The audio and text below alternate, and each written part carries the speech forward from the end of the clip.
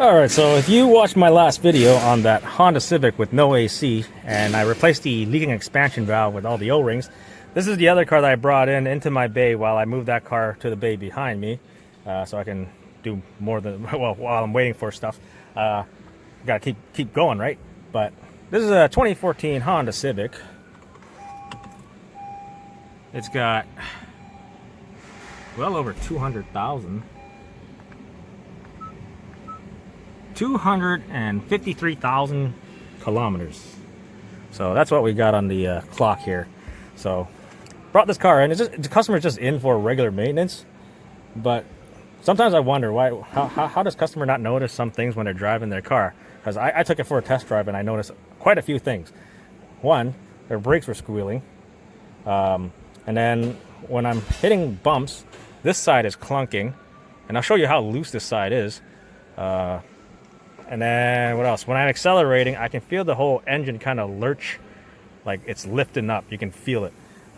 There's that. And then the rear is really bouncy. That's the other thing. So none of these were mentioned on the work order to the advisor or anything. So yeah, just simple test driving and my usual routines. These are the things I find. So let me show you. I'm still waiting for parts because customer approved everything. Because some of these are kind of a safety concern, especially that really loose tie rod. So let me show you. Okay, so I'm right here. Usually, you know, when I'm underneath the hood, I check fluids and stuff, top up your washer fluid. So I would always, because I always check your fluid level in the coolant reservoir, and when it's empty, I always look into here to see if there's anything full. It's like a routine. And you know, things you find, like the spring is gone for the radiator cap, so I have that on order. No extra labor.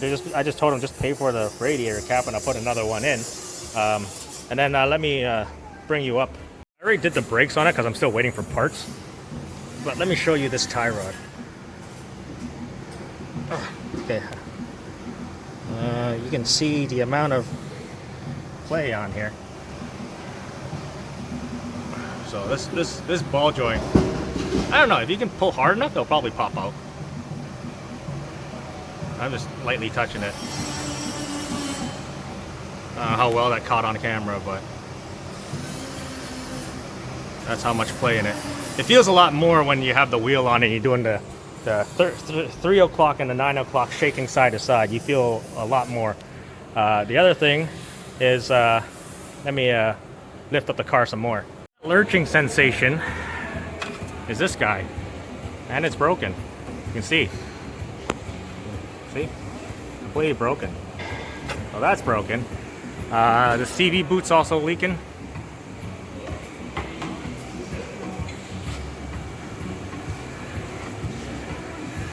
There it is.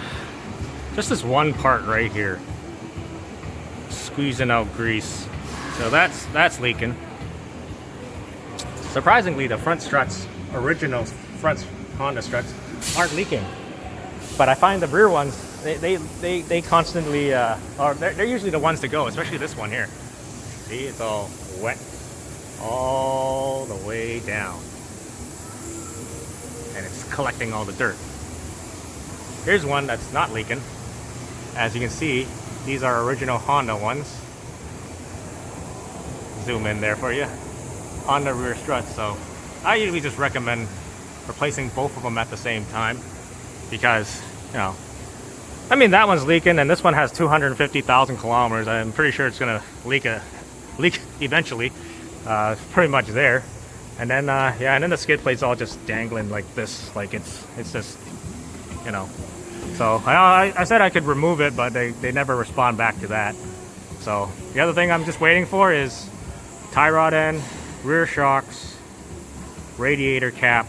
I did the front brakes, so yeah, I don't know. Maybe this video is just gonna be how to replace that tie rod and the rear shocks on the back. So yeah, and then I forgot that 2 out of the 3 brake lights are also out, but I've already replaced those. I guess I should just start with taking the tie rod off. Hopefully it doesn't just pop out of the socket while I'm trying to break it loose. Oh, there we go. I did soak it in some penetrating fluid, so that thing came out easy. Now I just gotta beat it with a hammer.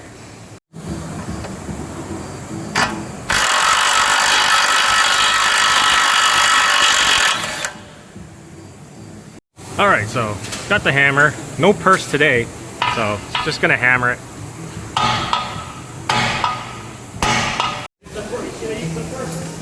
I said no purse today. So parts got me the aftermarket struts, or not struts, the rear shock absorbers. But no tie rod yet, so I'm still waiting for the tie rods. Excuse the mess in the trunk. I know there's like a bunch of McDonald's wrappers and like Tim Hortons wrappers and stuff like that. I don't know why customers don't just throw them away, but I've seen worse. I've seen them like the front passenger seat just completely filled with McDonald's bags and like, you know, wrappers and stuff. But what we really need to do is we just need to remove these clips in the back for this back cover here. And what we need to get at is the nut on top right here. So one nut, you can get an Allen to hold the center part in place while you ratchet the nut off. I usually get a floor jack, put it underneath, and then there's that one bolt on the shock absorber on the bottom there. So yeah, shock absorbers aren't really too difficult on these Civics on the back. So yeah. And so we got the 5mm Allen and also 14mm wrench, and we just ratchet this nut off. So once you get that top nut off, you get the bottom bolt off.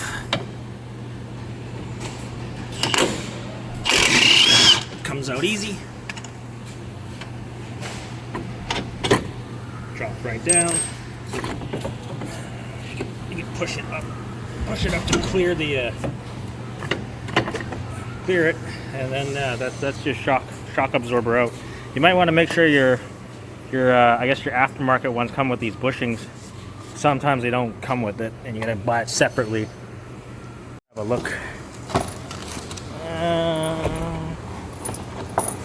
Yeah, see, doesn't come with the new rubber. Oh no, it does.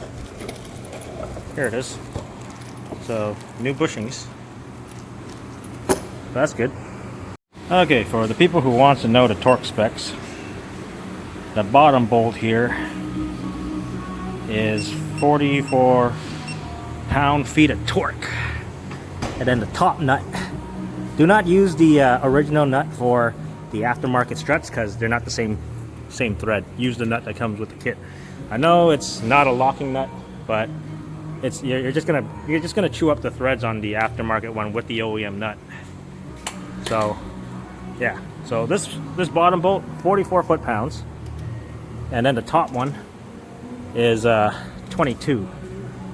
But also, when you're torquing this bolt, because there's a bushing, load up the suspension to where you usually, you know, where the car sits on the ground.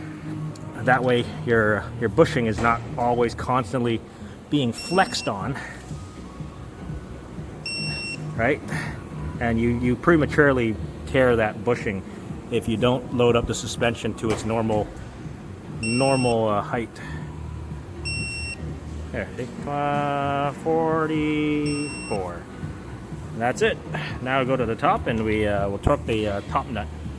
All right, so the other thing you might notice is OEM washer is flat, but the aftermarket one has a taper on it like that. I just use the one that sticks up because that's what your nut's going to be pushing down on. Put a pair of vice grips on it. I don't know. You can do whatever you want to hold it, but you're gonna have to put a socket on it and a torque wrench to tighten this until you compress the rubber onto it.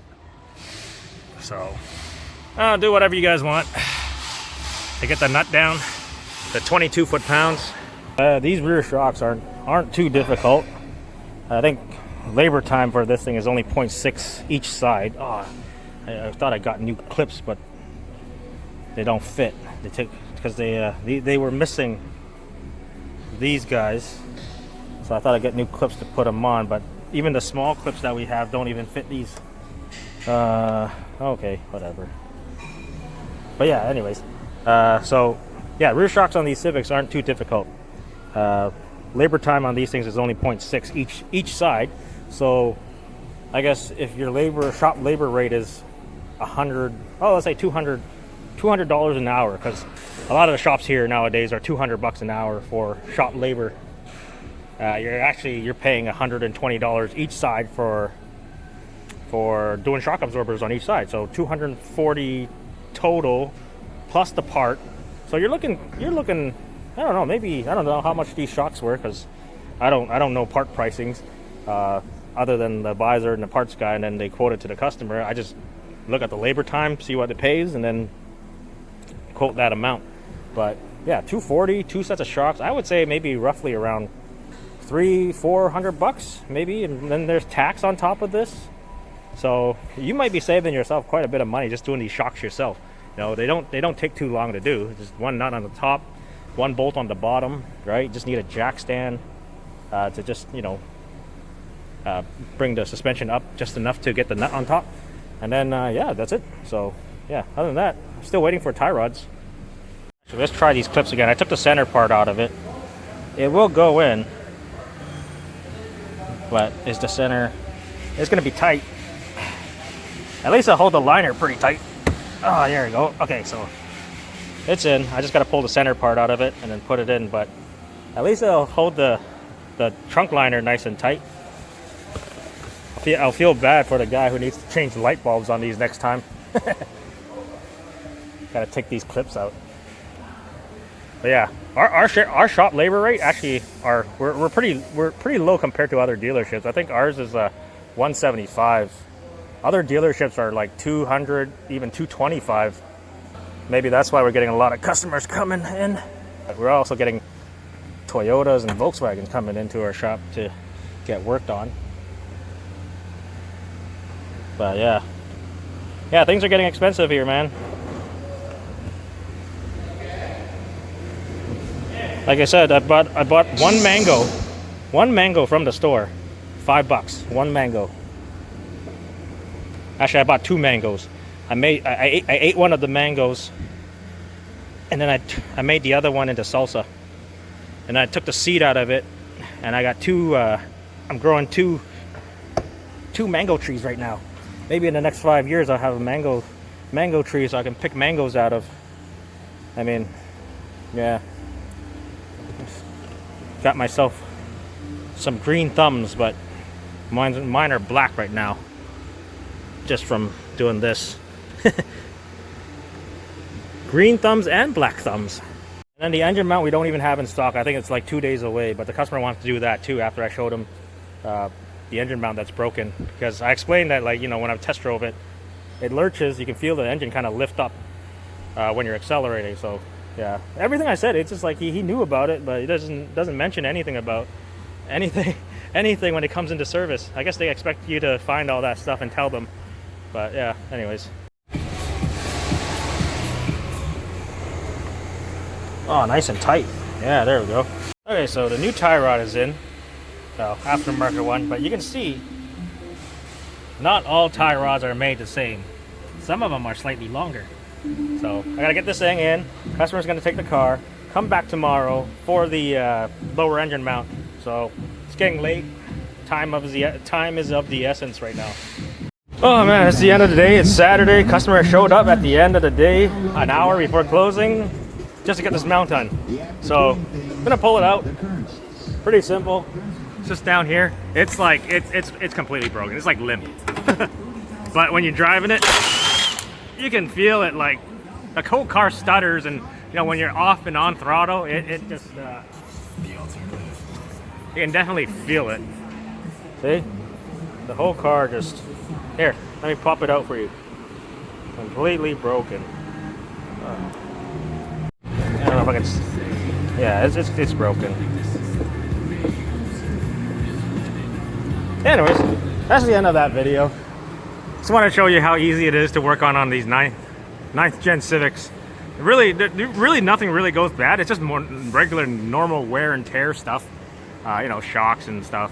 But yeah, these are like, if you ask anybody in the shop, they tell you these 9th gen, nothing goes wrong with these things, other than just normal wear and tear stuff. Like all the rubber bits there. But anyways, I hope you guys enjoyed the video. I thank you guys for watching, and I will see you next video.